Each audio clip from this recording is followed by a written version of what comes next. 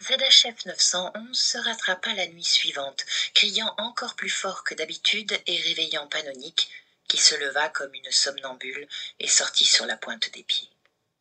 Elle courut jusqu'au baraquement de PFX 150 et se cacha.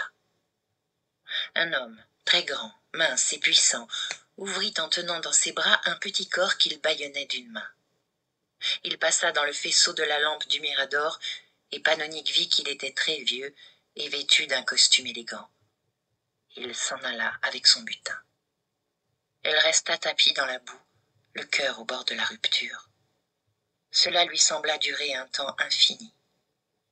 Quand il revint, il n'avait plus besoin de bâillonner l'enfant. La petite, inerte, gisait contre lui. Il entra dans le baraquement et ressortit seul. Panonique le suivit.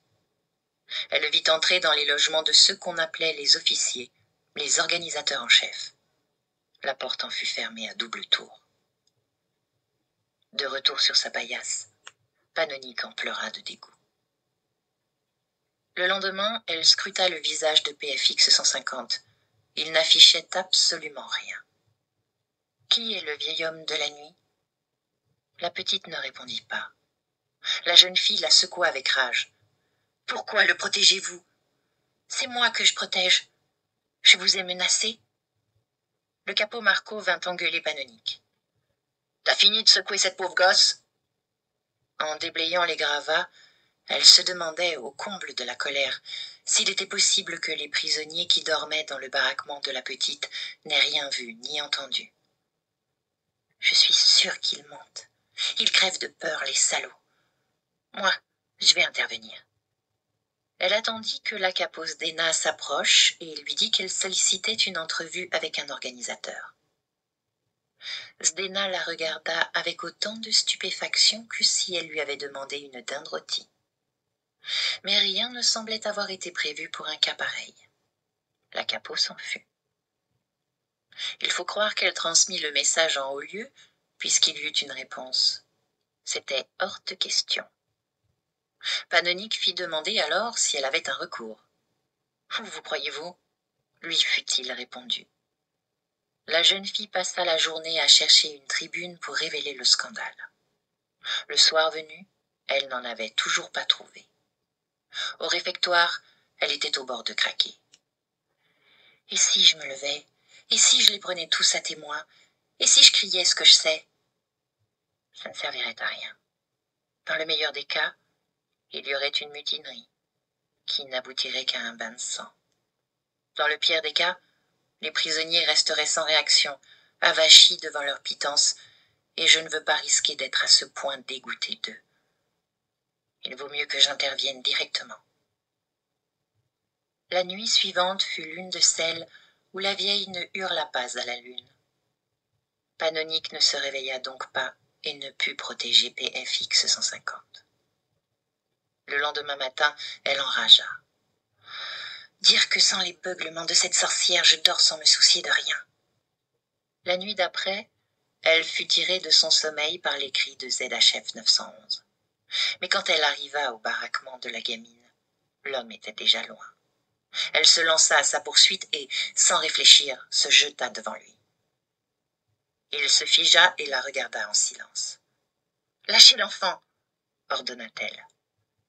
Dans ses bras, PFX 150 adressait à Panonique d'étranges signes en secouant la tête. « Lâchez-la !» répéta-t-elle.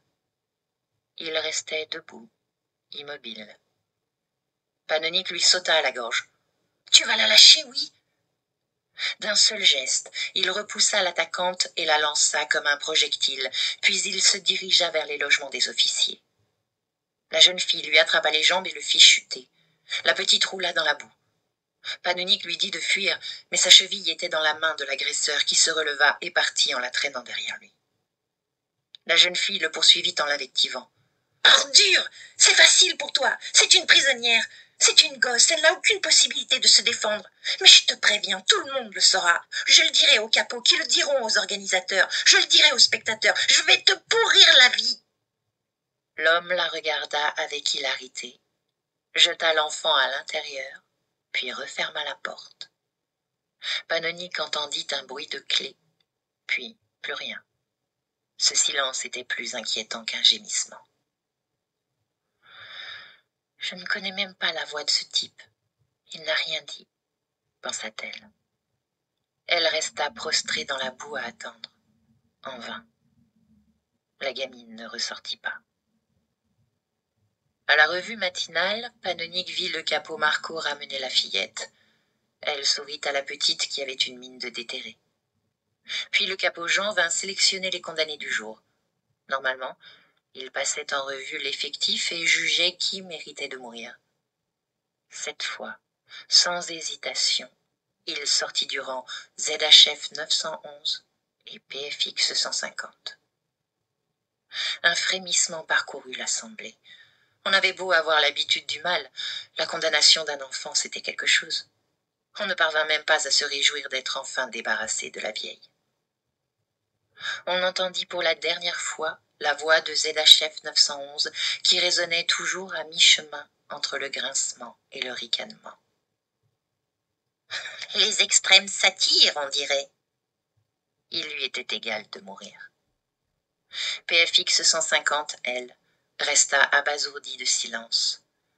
On dut la pousser pour la faire marcher. Jamais Panonique ne souffrit autant qu'en voyant la fillette partir vers la mort. Il était clair que le capot Jean avait reçu des ordres.